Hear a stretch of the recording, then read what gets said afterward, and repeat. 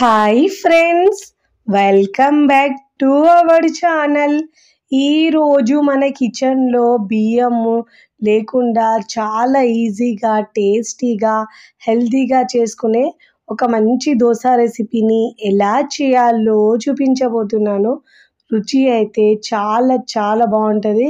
క్రిస్పీగా తిన్న కొద్దీ తినాలనిపిస్తాయండి, అంత టేస్టీగా ఉంటాయి.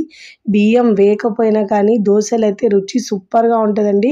2 తినే వాళ్ళు 4 దోశలు తింటారండి, అంత బాగుంటాయి. మార్నింగ్ బ్రేక్ఫాస్ట్లోకి లేదంటే నైట్ డిన్నర్లో కూడా చేసుకోవచ్చండి. రుచి అయితే సూపర్గా ఉంటుంది. పిల్లలు పెద్దలు కూడా చాలా ఇష్టంగా తింటారు. మరి ఇక ఏమాత్రం ఆలస్యం చేయకుండా హెల్తీగా దోశలు ఎలా చేయాలో చూద్దాం రండి.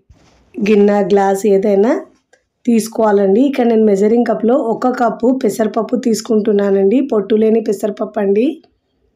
పెసరపప్పు తీసుకోవాలి. అదే కప్పుతో 1 కప్పు మినపగుళ్ళు లేదంటే బద్ద మినపప్పు అయినా తీసుకోవచ్చు. ఇక్కడ నేను బియ్యం అవేమి వేయకుండా ఇలా 2 పప్పులతోనే చేస్తున్నానండి. రుచి అయితే సూపర్గా ఉంటుందండి, హెల్తీగా చేసుకోవచ్చు. ఇప్పుడు మనం దీంట్లో 1/2 కప్పు దాకా సగ్గుబియ్యం వేసుకోవాలండి. వేసుకోవడం వల్ల దోశ అనేది మనం ఈ దోశతో క్రిస్పీ దోశ అయినా లేదంటే సాఫ్ట్ దోశ అయినా చేసుకోవచ్చు. ఇక్కడ మనం అటుకులు వేయకుండా ఇలా సగ్గుబియ్యం వేసుకుంటున్నాను.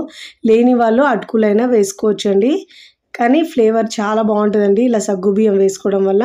1/2 టీ స్పూన్ దాకా మెంతులు వేసుకొని శుభ్రంగా ఒక 2 నుంచి 3 సార్లు బాగా వాష్ చేసుకోవాలి. ఫస్ట్ టైం నా ఛానల్ చూస్తున్న వాళ్ళు ప్లీజ్ నా ఛానల్ని సబ్స్క్రైబ్ చేసుకోండి, లైక్ చేయండి, పక్కనున్న బెల్ ఐకాన్ని ప్రెస్ చేయండి. ఇలా ప్రెస్ చేయడం వల్ల నేను పెట్టే వీడియో నోటిఫికేషన్ ముందుగా మీ హోమ్ పేజ్కి వస్తాయండి. ఇలా వాటర్ తీసేసి మళ్ళీ దాంట్లో తిరిగి వాటర్ పోసుకొని మూత పెట్టేసి 2 గంటలు నానబెట్టుకోవాలండి. అంతకంటే ఎక్కువ అవసరం ఉండదు. ఇక నేను 2 గంటల తర్వాత చూపిస్తున్నాను చూడండి. టైం లేకపోతే మీరు వేడి వాటర్ వేసుకొని గంట అయినా నానబెట్టుకోవచ్చండి. టైం ఉంటే మాత్రం 2 గంటలు నానబెట్టుకోవాలి. ఇప్పుడు ఇలా నానిన ఈ పప్పును మిక్సీ జార్ తీసుకొని మిక్సీ జార్లో వేసుకోవాలి. చాలా ఈజీగా, టేస్టీగా, హెల్తీగా తినాలంటే ఇలా చేసుకోవచ్చండి. బియ్యం లేకపోయినా కానీ టేస్ట్ అయితే సూపర్గా ఉంటుందండి దోశల్లో. ఇలా చేసి పెడితే పిల్లలు పెద్దలు కూడా చాలా ఇష్టంగా తింటారండి, అంత బాగుంటాయి. ఇప్పుడు ఇలా మొత్తం పప్పు వేసుకున్న తర్వాత దీంట్లో కొద్దిగా వాటర్ని యాడ్ చేసుకొని మెత్తగా గ్రైండ్ చేసుకోవాలండి. వీలైనంత మెత్తగా గ్రైండ్ చేసుకోవాలి. ఎంత మెత్తగా గ్రైండ్ చేసుకుంటే అంత టేస్ట్ వస్తుందండి దోశకైతే. చూడండి, ఇలా మెత్తగా గ్రైండ్ చేసుకున్న తర్వాత ఈ పిండిని మిక్సింగ్ బౌల్లోకి వేసుకోవాలి. మీరు కావాలంటే దీంట్లో చిన్న అల్లం ముక్క లేదంటే పచ్చిమిరపకాయలు 2 వేసుకొనైనా గ్రైండ్ చేసుకోవచ్చండి. నేనైతే ఇక్కడ ఏమీ వేయకుండా గ్రైండ్ చేశాను. మీకు ఒకవేళ నచ్చితే అలా అయినా గ్రైండ్ చేసుకోవచ్చు. ఇప్పుడు ఇలా గ్రైండ్ చేసుకున్న పిండిని ఒక 2 నుంచి 3 నిమిషాల పాటు ఇలా బాగా కలపాలండి. ఇలా కలిపితే మనకు పిండి అనేది తొందరగా పులుస్తుంది. నేనైతే ఇడ్లీ పిండి, దోశ పిండి ఏ పిండి చేసినా కానీ ఇదే విధంగా చేత్తో బాగా మిక్స్ చేసుకుంటున్నానండి. పిండి బాగా ఫర్మెంట్ అవుతుంది ఇలా చేసుకుంటే. ఇప్పుడు ఇలా పిండిని బాగా మిక్స్ చేసుకున్న తర్వాత మూత పెట్టేసి 6 నుంచి 8 గంటల పాటు పిండిని పులియనివ్వాలి. నేనైతే ఇక్కడ ఓవర్ నైట్ పెట్టుకుంటున్నానండి. మీరు కావాలంటే 6 గంటలు పెట్టుకున్నా సరిపోతుంది. నేను మార్నింగ్ బ్రేక్ఫాస్ట్ చేయడానికి నైటే ఇలా పిండిని పులియడానికి పెట్టుకున్నానండి. మార్నింగ్ చూపిస్తాను చూడండి పిండి ఎంత బాగా పులిసిందో. ఇప్పుడు పిండిని ఒకసారి ఇలా బాగా మిక్స్ చేసుకోవాలి. నేను యూజ్ చేసే ఈ దోశ పెనం మీకు లింక్ కావాలంటే నేను డిస్క్రిప్షన్లో ఇస్తానండి. చాలాసార్లు చెప్పాను నేను. ఆ లింక్ని మీరు క్లిక్ చేస్తే అక్కడ నుంచి బై చేసుకోవచ్చండి. చాలా బాగుంటుంది. ఈ తవ్వ అయితే దోశలు వేసుకోవడానికి అయితే సూపర్గా ఉంటుందండి. దోశ పెనానికి అస్సలు అతుకోదు.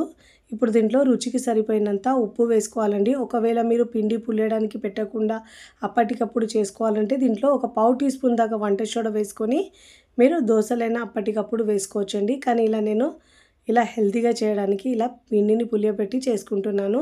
స్టవ్ మీద పెనం పెట్టుకొని పెనంని బాగా వేడైన తర్వాత టిష్యూ పేపర్ లేదంటే క్లాత్తో తుడుచుకున్న తర్వాత ఇలా పిండి వేసుకొని 2 గంటలు పిండిని మీరు ఎంత కావాలంటే అంత పల్చగా స్ప్రెడ్ చేసుకోవాలండి. పెనం అయితే చాలా బాగుంటుందండి. దోశలు వేసుకున్నా కానీ అస్సలు అతుక్కోదు. ఫస్ట్ టైం చేసిన వాళ్ళకు కూడా దోశలు చాలా చాలా పర్ఫెక్ట్గా కూడా వస్తాయండి, మంచి కలర్లో వస్తాయి. ఇలా మీడియం టు హై ఫ్లేమ్లో మంటను ఉంచి అన్ని వైపులో తిప్పుతూ మంచి గోల్డెన్ కలర్ వచ్చే వరకు కాల్చుకోవాలండి. ఇలా బాగా కాలిన తర్వాత మరోవైపుకి తిప్పుకోవాలి, లేదంటే మీరు ఫోల్డ్ చేసైనా తీసుకోవచ్చండి. చూడండి ఎంత బాగా కలర్ వచ్చిందో. ఇప్పుడు ప్లేట్లోకి తీసుకోవాలి. ఇదే విధంగా ప్రతిసారి దోశ వేసినప్పుడు వాటర్ చిలకరించి టిష్యూ పేపర్తో లేదంటే క్లాత్తో తుడుచుకున్న తర్వాతనే దోశ వేసుకోవాలండి. దోశ వేసేటప్పుడు మంటను లోలో ఉంచాలి. దోశ వేసిన తర్వాత మీడియం టు హై ఫ్లేమ్లో ఉంచి చక్కగా రెండు వైపులా మంచి కాల్చుకున్న తర్వాత ప్లేట్లోకి తీసుకోవాలండి. చూస్తుంటేనే ఎప్పుడెప్పుడు తినాలనిపిస్తాయండి, అంత టేస్టీగా ఉంటాయండి. బియ్యం లేకపోయినా చాలా ఈజీగా హెల్తీగా చేసుకునే ఈ దోశలు మీకు నచ్చితే తప్పకుండా ట్రై చేయండి. ట్రై చేసి ఎలా కుదిరిందో కామెంట్ ద్వారా తెలియచేయండి. మీకు నచ్చిన చట్నీతో సర్వ్ చేసుకోండి. నేనైతే ఇక్కడ టమాటో చట్నీతో సర్వ్ చేస్తున్నాను. సూపర్గా ఉందండి రుచి అయితే. ఎప్పుడు రెగ్యులర్గా చేసుకునే దోశలు కాకుండా అప్పుడప్పుడు ఇలా హెల్తీగా బియ్యం లేకుండా చేసుకోండి, చాలా రుచిగా ఉంటాయండి. 1, 2 తినే వాళ్ళైతే 4 తింటారు, అంత కమ్మగా ఉంటాయండి. ఇక్కడ మీకు తుంచి చూపిస్తాను చూడండి ఎంత బాగా వచ్చాయో. వీడియో నచ్చితే లైక్ చేయండి, ఫ్రెండ్స్ ఫ్యామిలీకి షేర్ చేయండి. మరికొన్ని టేస్టీ సింపుల్ క్విక్ రెసిపీస్ కోసం టీ కిచెన్ని సబ్స్క్రైబ్ చేసుకోండి. కమెంట్ చేయడం అస్సలు మరవకండి. Thanks for watching.